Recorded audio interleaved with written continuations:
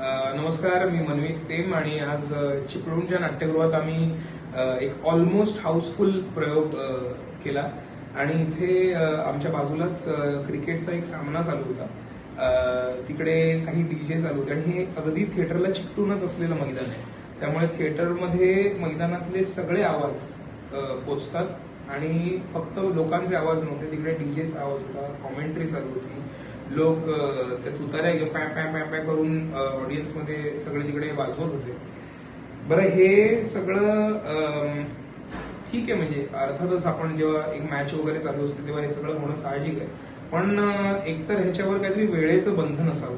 एक आम्ही 9:30चा प्रयोग 10 वाजता चालू करण्याचं मागचं सगळ्यात मोठं कारण हेच होतं की 10 वाजेपर्यंत परमिशन असते ऑफिशियल आणि 10 नंतर मोठ्याने आवाज करण्याची परमिशन कोणालाही कुठेही नसते.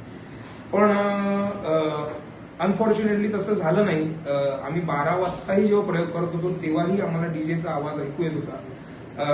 याच्यावर कोणी ऍक्शन कशी घ्यावी हे मला माहित नाही, पण याच्यावर ऍक्शन घेणं गरजेचं आहे, कारण की जितकं क्रिकेट चिपळूणमध्ये महत्वाचं आहे तेवढंच माझ्या मते मराठी नाटकही महत्वाचं आहे. त्यामुळे इकडे नाटकं एकतर लागण्याची फ्रिक्वेन्सी मुंबई एवढी जास्त नसते.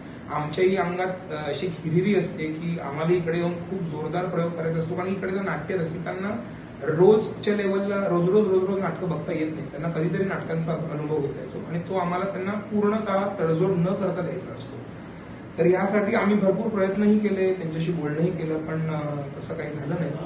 तर माझी एवढीच रिक्वेस्ट आहे की एकतर असे कुठलेतरी मोठे कार्यक्रम जर मैदानात असतील तर त्यावेळेला कृपया थिएटरच्या तारखा तुम्ही नाटकांसाठी देऊ नका, नाहीतर मग काही स्ट्रिक्ट रूल झाले पाहिजेत जेणेकरून हे आवाज तरी बंद झाले पाहिजेत आणि लोकांच्या मनोरंजनात व्यत्यय नाही आला पाहिजे. एवढीच माझी विनंती आहे. धन्यवाद.